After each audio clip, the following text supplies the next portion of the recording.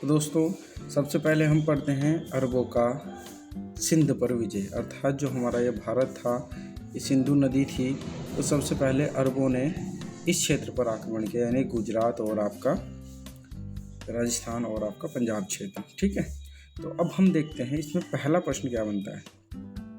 सबसे पहले प्रश्न है हमारा कि अरबों की सिंध विजय के बारे में किस पुस्तक से हमें पता लगता है। तो दोस्तों, ये है चचनामा और इसके जो राइटर है वो अली अहमद है। पहला क्वेश्चन हो गया। ये बहुत महत्वपूर्ण क्वेश्चन है कि किस पुस्तक से हमें अरबों के सिंध विजय का या सिंध आक्रमण का पता लगता है। चचनामा से, और चचनामा किसने लिखी? अली अहमद ने। अगला प्रश्न है कि भारत पर आक्रमण करने वाला प्रथम मुस्लिम कौन था। दोस्तों, ये था मोहम्मद बिन कासिम, प्रथम मुस्लिम था। इसने 712 ईस्वी में विजय प्राप्त की थी। ठीक है दोस्तों, कौन से सन में? 712 में।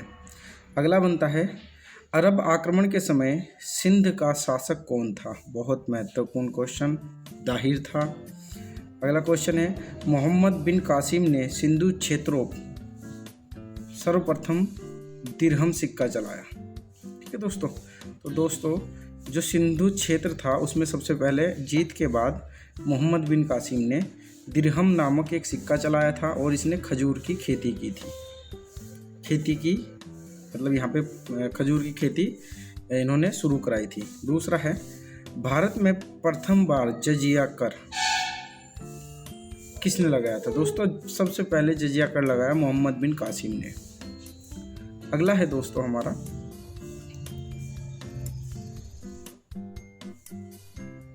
कि भारत में कुरान का सर्वप्रथम अनुवाद किस भाषा में किया गया। सबसे पहले जो कुरान का अनुवाद हुआ वो सिंधु भाषा में हुआ दोस्तों। अब देखते हैं दोस्तों मोहम्मद गजनवी के बारे में पढ़ते हैं, क्योंकि अरबों के आक्रमण के बाद हमारे यहाँ पर मोहम्मद गजनवी ही एंटर करता है।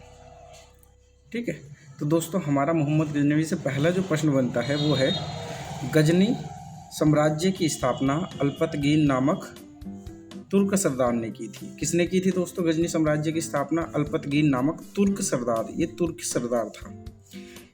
ये किस वंश का था दोस्तों? यामनी वंश का था।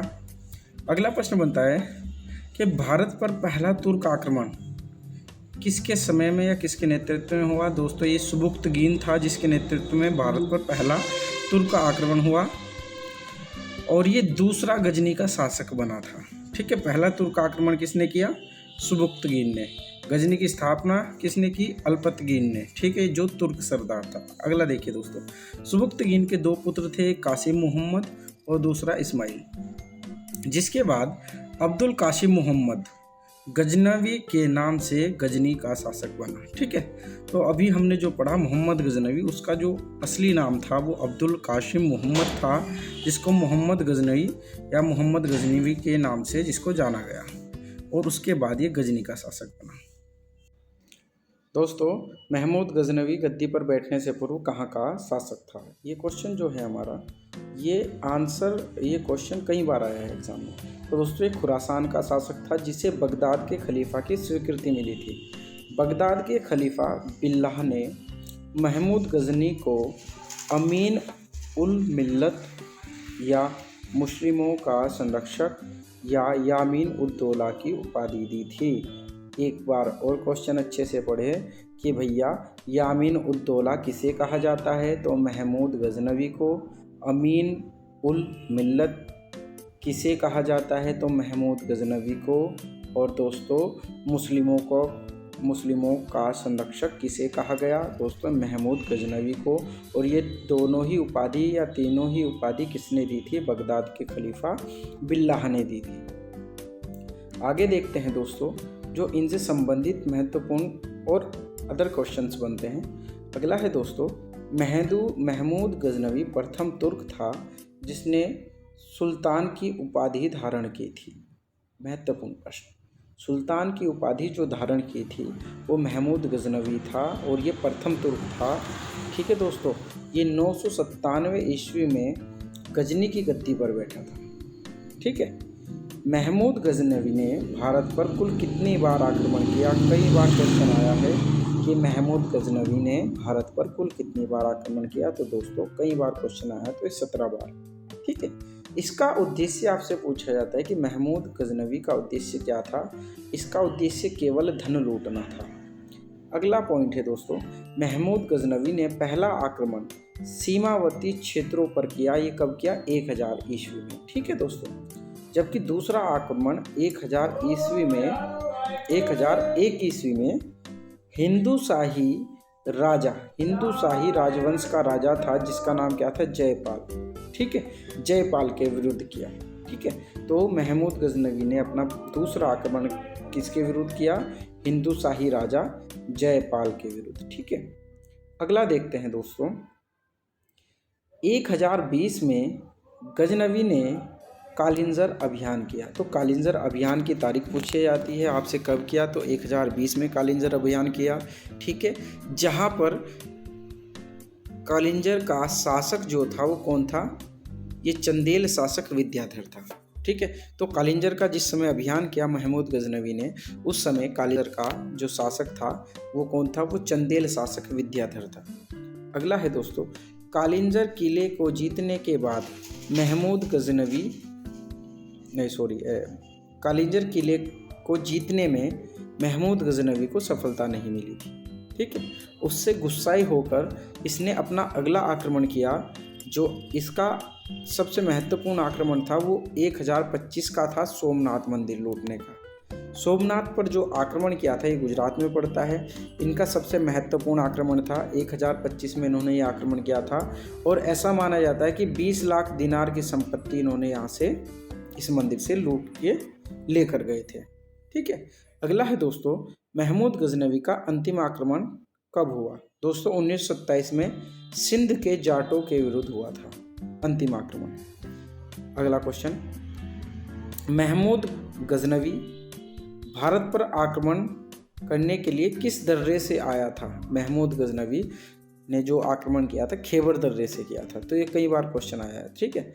अगला क्वेश्चन है दोस्तों कि महमूद गजनवी को भारतीय इतिहास में किस नाम से जाना जाता है? दोस्तों भारतीय इतिहास में से बुतसिकन या मूर्ति भंजक के नाम से जाना जाता है, अर्थात मूर्तियों को तोड़ने वाला। ठीक है दोस्तों, कई बार क्वेश्चन आया। अगला है दोस्तों, महमूद गजनवी के साथ कौन सा अरबी लेखक भारत आया था? दोस्तों ये आया था अल बरूनी। और अल बरूनी की जो सबसे प्रसिद्ध पुस्तक है वो है किताब उल हिंद। अल बरूनी की जो सबसे प्रसिद्ध पुस्तक है किताब उल हिंद। ठीक है। अल बरूनी का जो मूल नाम था वो अबू रिहान था। ठीक है दोस्तों, और इसने ये पहला ऐसा मुस्लिम था जिसने पुराणों का अध्ययन किया और संस्कृत भाषा को सीखा था। तो अल बरूनी बहुत अच्छा टाइटल है। इसके सहयोगी जो आए थे, लेखक आया था महमूद गजनवी के साथ। तो इसमें दोस्तों किताब उल हिंद की रचना की। ठीक है, और इसने पुराणों का अध्ययन किया और संस्कृत भाषा को सीखा। ठीक है। अगला देखते हैं दोस्तों, अगला पॉइंट है हमारे पास कि महमूद गजनवी के दरबार में उत्वी नामक विद्वान रहता था, जिसने क्या लिखी थी? तारीख यामनी की रचना की थी। उत्वी ने तारीख यामनी की रचना की थी। फिरदौसी ने शाहनामा की रचना की थी। तो तीनों ही राइटर इंपॉर्टेंट है। एक तो आपका हो गया अल बरूनी, दूसरा हो गया आपका उत्वी, तीसरा हो गया फिरदौसी। उत्वी ने लिखी तारीख यामनी, ठीक है, फिरदौसी ने लिखी शाहनामा, ठीक है, और भैया अल बरूनी की किताब उल हिंद। ठीक है। तो दोस्तों इसके बाद हम पढ़ते हैं मोहम्मद गोरी। मोहम्मद गोरी के बारे में पढ़ते हैं। तो मोहम्मद गोरी के बारे में जो हमें पहला पॉइंट मिलता है, यह अफगानिस्तान में गजनी वंश के पतन के बाद शुरू हुआ था। ठीक है, जब अफगानिस्तान में गजनी वंश का पतन हो गया था तो उसके बाद गौरी वंश का उदय हुआ, अर्थात गौरी वंश सामने आया। मोहम्मद गौरी किस वंश का था? तो कई बार क्वेश्चन आया। मोहम्मद गौरी ससवनी वंश का था। ठीक है दोस्तों, और ये गजनी का शासक बना था। इसका उद्देश्य क्या था? इसका उद्देश्य भारत में तुर्की सत्ता स्थापित करना था और यहाँ से अधिक धन लूटकर, ठीक है, इस क्षेत्र को कमज़ोर करना था। अगला है दोस्तों, मोहम्मद गौरी ने भारत पर पहला आक्रमण कब किया? दोस्तों मोहम्मद गौरी ने मुल्तान पर अपना पहला आक्रमण किया था। मोहम्मद गौरी ने मुल्तान पर अपना पहला आक्रमण किया था। कब किया? 1175 ईस्वी। ठीक है, जिसमें से विजय मिलती है। अगला देखो दोस्तों, 1178 में मोहम्मद गोरी ने गुजरात पर आक्रमण किया, ठीक है, और यहाँ पर शासन कर रहे मूलराज या भीमद्वितीय को पराजित किया। किसे किया? 1178 में, यानी कि जब गुजरात पर आक्रमण किया तो वहाँ का शासक कौन था? मूलराज या भीमद्वितीय, ठीक है। ये क्वेश्चन भी कई बार पूछा गया है। अगला क्वेश्चन देखते हैं दोस्तों हम। 1191 में मोहम्मद गोरी ने पृथ्वीराज चौहान के साथ तराइन का युद्ध लड़ा। 1191 में मोहम्मद गोरी ने तराइन का प्रथम युद्ध लड़ा, जो किसके बीच हुआ? पृथ्वीराज चौहान और मोहम्मद गोरी के। इसमें पृथ्वीराज चौहान मोहम्मद गोरी को हरा देता है। वहीं अगला क्वेश्चन देखते हैं कि तराइन की दूसरी लड़ाई कब हुई? 1192 में हुई। इस लड़ाई में पृथ्वीराज चौहान को जो आपका मोहम्मद गोरी है वो हरा देता है, और द्वितीय तराइन की लड़ाई के बाद से ही भारत में मुस्लिम सत्ता स्थापित हो जाती है। और मुस्लिम सत्ता स्थापित होने के बाद जब तक 1857 की क्रांति नहीं होती तब तक इस भारत देश में मुस्लिम सत्ता ही स्थापित रहती। ठीक है दोस्तों, अगला पॉइंट देखते हैं। 1194 में मोहम्मद गोरी ने चंदावर का युद्ध लड़ा। 1194 में मोहम्मद गोरी ने चंदावर का युद्ध लड़ा, और ये किसके साथ लड़ा दोस्तों? ये कन्नौज के साथ लड़ा। कन्नौज का राजा कौन था? जयचंद। तो चंदावर का युद्ध किसके साथ हुआ दोस्तों? जयचंद के साथ हुआ 1194 में। तो तीनों युद्ध याद रखिएगा। पहला युद्ध 1191 तराइन का पहला, तराइन का दूसरा 92 में, फिर एक साल अपना रेस्ट लो। 1194 में चंदावर का युद्ध किसके साथ? कन्नौज के शासक राजा जयचंद के साथ। अगला क्वेश्चन आता है दोस्तों, मोहम्मद गोरी के सेनापति बख्तियार खिलजी ने पूर्वी भारत पर आक्रमण किया था और नालंदा व विक्रमशिला विद्यालय को नष्ट किया था। तो बहुत अच्छा क्वेश्चन है कि मोहम्मद गोरी के समय किसने नालंदा व विक्रमशिला विश्वविद्यालय को नष्ट किया था? तो दोस्तों ये था बख्तियार खिलजी। ठीक है, अगला क्वेश्चन है हमारा कि गोरी के सेनापति बख्तियार खिलजी ने बंगाल के लक्ष्मण सेन को 1205 ईस्वी में हराया। तो दोस्तों बंगाल पर बख्तियार खिलजी ने आक्रमण किया। ये कब किया? 1205 में। ठीक है, और बख्तियार खिलजी ने ही दोस्तों नालंदा और विक्रमशिला विश्वविद्यालय को तोड़ा। ठीक है, अगला क्वेश्चन और अंतिम क्वेश्चन है, मोहम्मद गोरी ने भारत में जीते क्षेत्रों को अपने दास यानी कि अपने गुलाम किसे देकर चला गया? कुतुबुद्दीन ऐबक को। यानी कि जितनी भी संपत्ति या जितने भी क्षेत्र मोहम्मद गोरी ने जीते थे वो किसे दे के चला गया? कुतुबुद्दीन ऐबक को। और कुतुबुद्दीन क्या था? इसका दास था। तो इसी वजह से कुतुबुद्दीन ऐबक ने दास वंश की स्थापना की, जिसको हम कहते हैं गुलाम वंश भी। ठीक है, और इसके बाद से ही यहाँ से दिल्ली सल्तनत शुरू होती है। तो दिल्ली सल्तनत हम अगली वीडियो में पढ़ेंगे। तो सभी बच्चे इनके नोट्स बनाएं और इसके जो मेन पॉइंट हैं उनको याद करें। नमस्कार, धन्यवाद। अगर आपको मेरी वीडियो अच्छी लगती है तो प्लीज़ लाइक, शेयर, कमेंट ज़रूर कीजिएगा, और अपने व्हाट्सएप नंबर पर इसको शेयर या अपने साथ के ग्रुप में इसको शेयर कीजिएगा। धन्यवाद।